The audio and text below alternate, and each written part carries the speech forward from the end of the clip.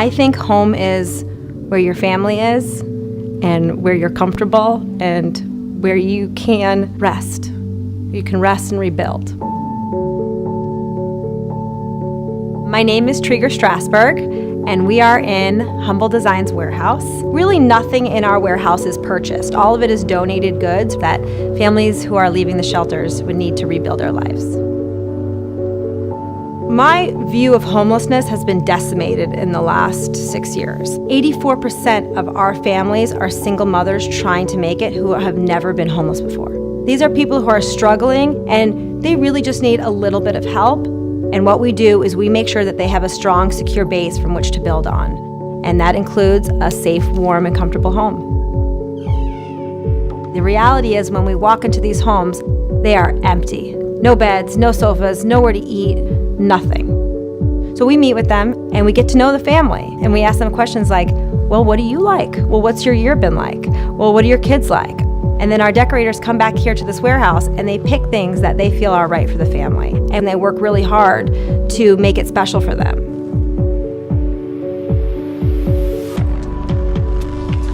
So we load up our cars and we drive everything over to the house. We move the furniture in and then we decorate the house and wipe everything down and hang the artwork and make the beds. So when we leave, the family is left with a complete functioning home. It's not just furniture. It's love, it's pride, it's dignity. And those things need to be restored to these families. When we see the mom come in and watch that sense of relief on her face, that moment for me, that's the reason I do what I do. 50% of families without our help go back into homelessness. Only 1% of our families go back within 12 months. Just furniture makes such a big difference so they can have a sense of normalcy. It changes lives. Detroit is made up of all these little families that make the city what it is and make it great, and we're helping those little families one at a time.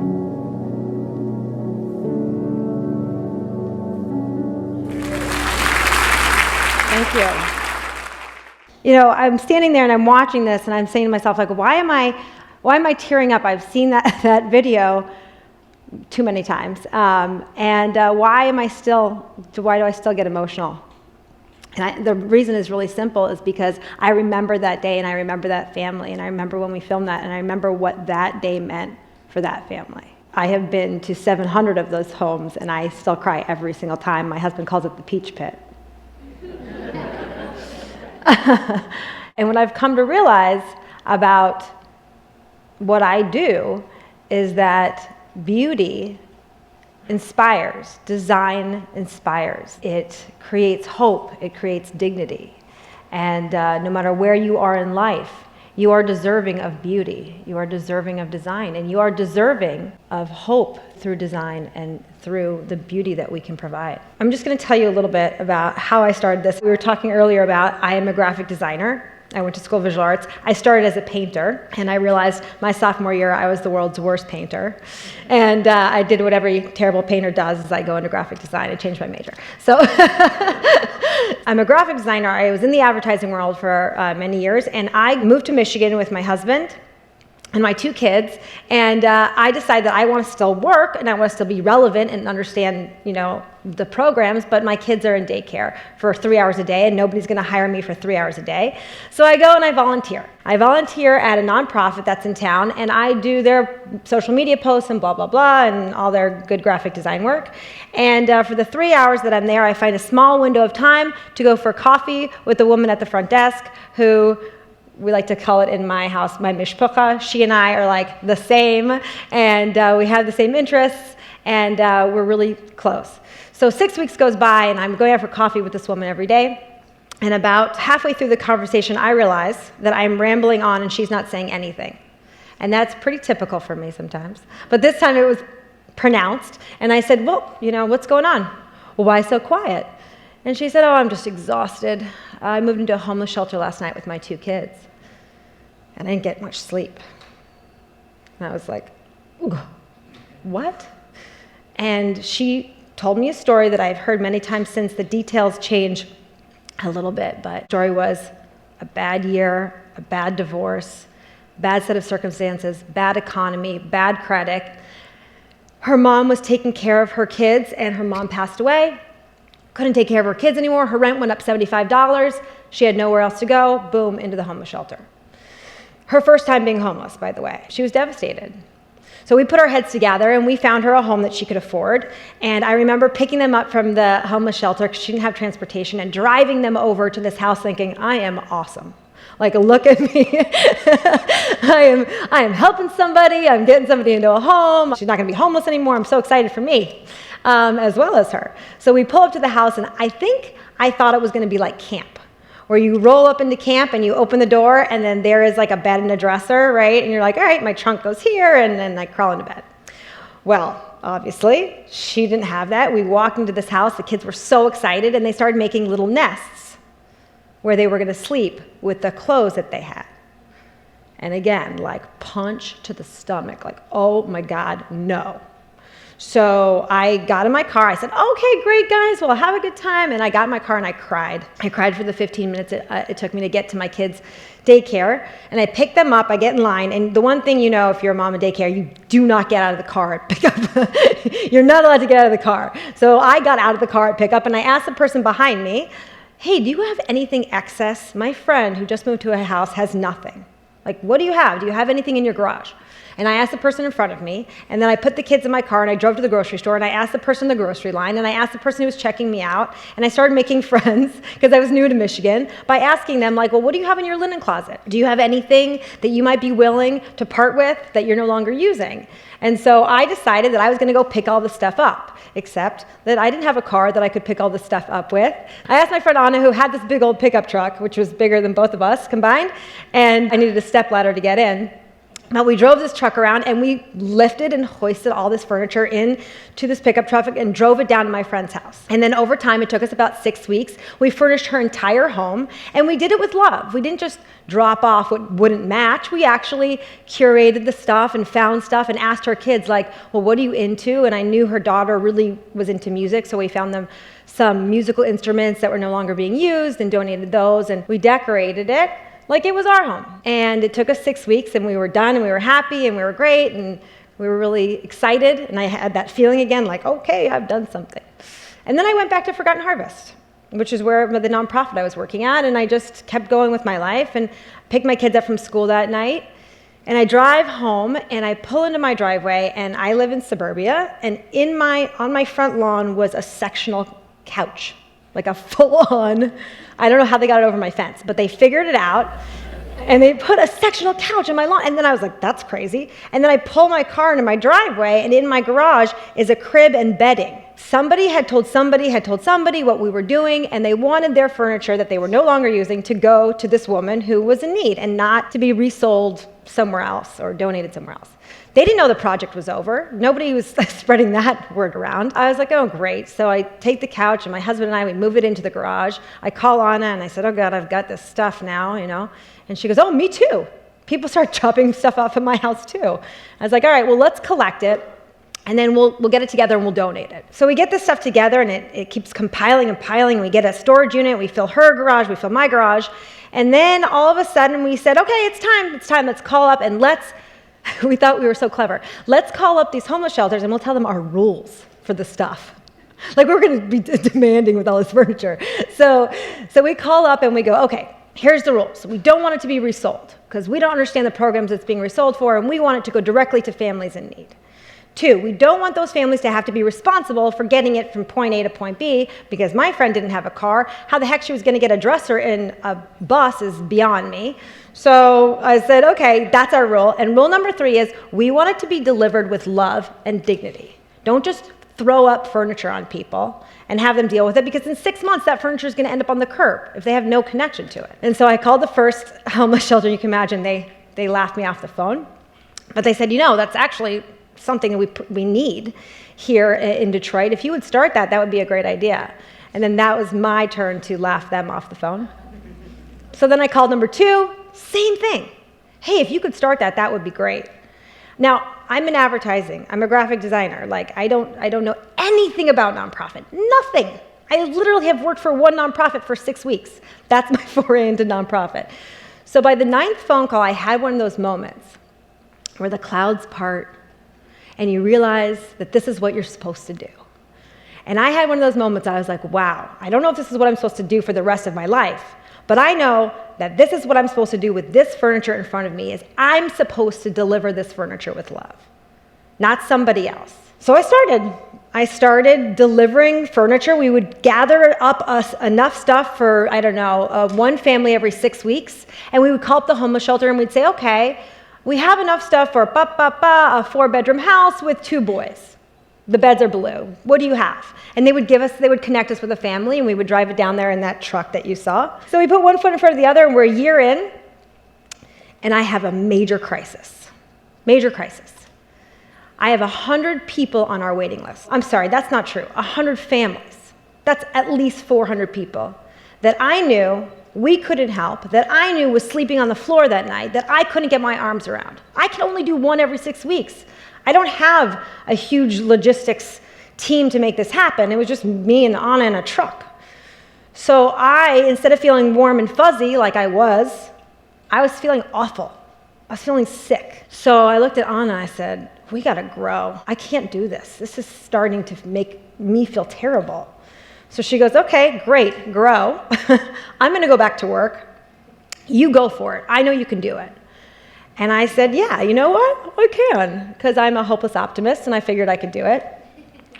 And I put one foot in front of the other, and I hired somebody, and then I hired another person, and then I got a truck, and then I had a fundraiser, which was unusual and new to me.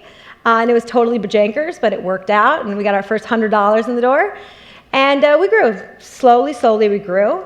And I thought, okay, great, like, look at me. I'm up to like 3 families every 6 weeks instead of 1 family every 6 weeks, and I'm doing this. And then someone told me a story that messed me up completely. I'm going to share that story with you. It's folklore, and it's a story about a little boy who lives in a village, and he goes every day for a walk in the woods. And he walks up to a waterfall, and he looks at the beautiful waterfall, and he sees at the top of the waterfall a baby coming over the edge. And he's like, oh my God, there's a baby coming over the edge. And he runs to the bottom and he catches said baby before said baby is dashed on the rocks. He's feeling pretty great about himself. And he's like, look at this, I saved a baby. And he runs to the village to show all the villagers, look at this, I saved a baby. And they're like, what? What are you talking about? He's like, oh, I'll show you. So he runs all the villagers over, and they look at the waterfall where he saved the baby, and he's showing them, and they see another baby coming off the top of the waterfall. So they're like, oh my God, oh my God. So they catch the baby, and they find that they have to form this line now to catch the babies that are coming over, because once every couple of minutes, there's a baby coming over the waterfall. So they form this line that goes from the waterfall to the hospital. And they're catching babies, and they're passing them back. They're in 7-hour shifts, and they've got it all worked out. There's people feeding them in line, and they're now on 24-hour clock watch. And so about a weekend, the boy's on his shift, and he's passing babies back to the, and he steps out of his place in line. And the villagers are like, what are you doing? Like, we need you. We're running babies back and forth. And he goes, I'm going to go to the top of the waterfall to see what assholes throwing babies off the top.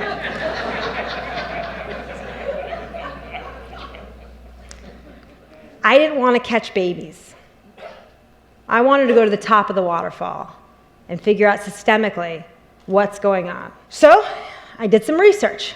I looked into the homeless population and what was going on, and here's what I found. There's about 500,000 people who are homeless at any given time in the United States. There's 86,000 homeless people in Michigan alone, which is where I hail. In the city that I'm trying to work in, 34,000 people homeless in the city of Detroit. HUD, which is where we get all our homeless statistics from, estimates that each individual homeless person costs the government and taxpayers about $40,000 a year to keep them homeless. They don't want to keep them homeless, but they have to provide emergency shelter, emergency medical, emergency food pantries, these kinds of things. That this is what a homeless person costs us. That's about $2.9 billion of our budget federally for homeless programs. Here's the thing, it's not working, because 50% of those people who report being homeless are homeless again within 12 months. So none of these things are stopping babies, they're catching babies. Now, there are some things that are stopping the babies, I'm not saying that everything, but 50% of it is not stopping the homeless situation from going on, from putting your foot in that revolving door. That's daunting, and I get another punch to the gut, and I'm like, well, I'm spitting on the sun over here, like one or two every 6 weeks. We got to do more. We got to grow. We got to get bigger. And we are doing now one house every couple of days. We do 3 a week. We do 156 a year. And we went back. And it was very important to me to understand what it is we were doing. Were we just throwing furniture at people? Where were they now? What was happening to them? So we went back and we polled all of our families. You can imagine 700 families. It's very difficult to figure it out, but I did a lot of drive-bys and knocking on people's doors. And we polled all of our families and we asked them, are you in the same house?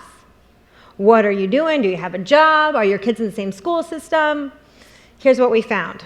Remember that last number I gave you? 50% of families who report homelessness go back into homelessness within 12 months. Our families, 1%. 1% of our families went back into homelessness. Out of 700 homes that we've accomplished, that's 3,500 people, 35 of them went back either to their abuser or to a shelter within 12 months. I know you guys are creative and designers, but I'm gonna do some math. Okay, everybody break out their pocket calculator. We estimate that about every home that we do, with all of our overhead and everything that goes on with our employees, costs about $2,500. That includes insurance and trucking and gas and all the stuff that I don't want to deal with as a creative, but I end up having to. So $2,500. That's about $625 per person. And we're talking about a family of 4. Usually I'm dealing with families of 9. That's not unusual. But we're talking about a family of 4 now. That's average. What? That's based on that $40,000 number that we were talking about earlier for a family to be homeless, for an individual to be homeless. Like, I'm not making that up. That's what showed up on my calculator.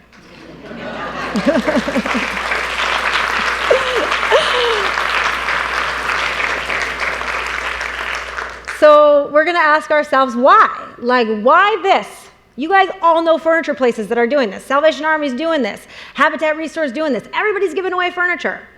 Why this program? So here's why. We go through a rigorous process with our clients, and that's what they are. They are our clients.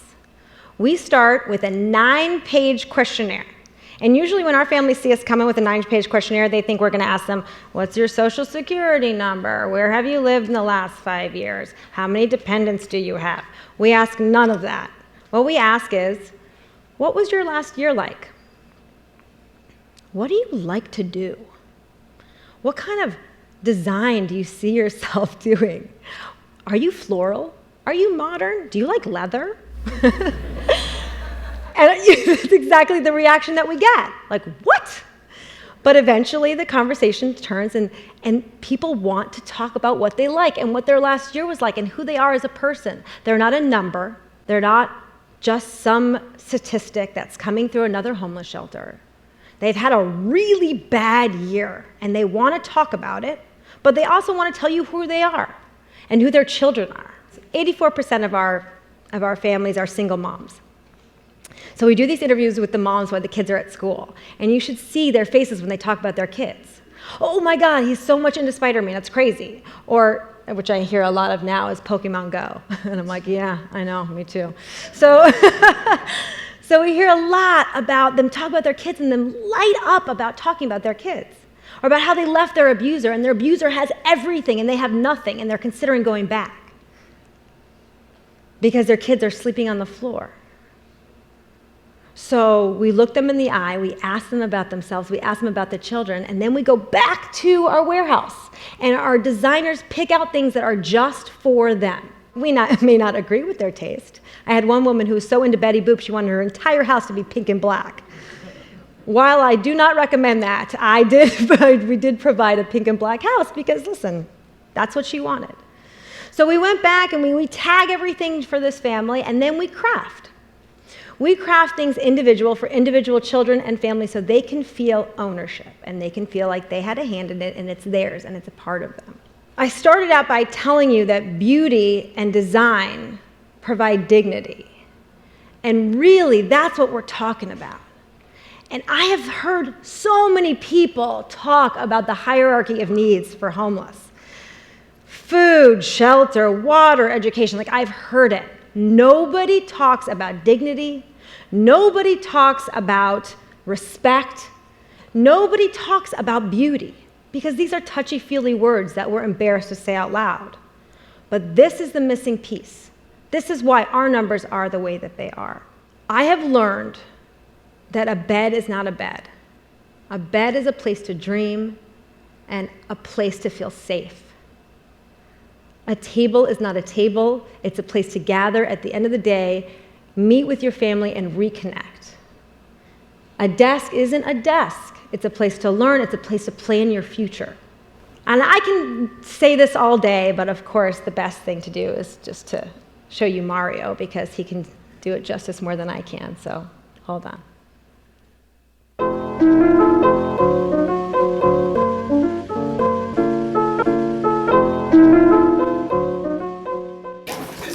I love pillows. Mommy. Yes, can I please see your bed? Oh my God. That's my basketball bed. Wow. That is so pretty. I like that. Yeah, my Now come on, let's go to the store. Your bed down the door. He don't want to move away from the bed. Mama, give me. He is so happy. Mom. Mama, give me.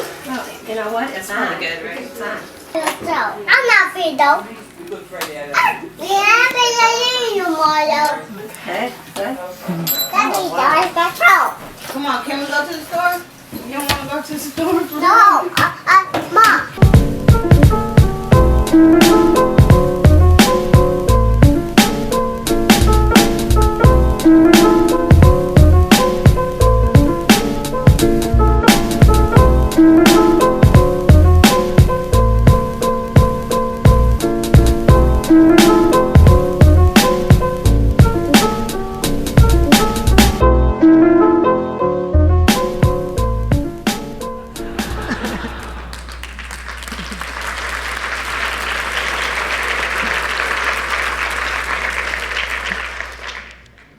So we talked about a bed not being a bed. That wasn't a bed.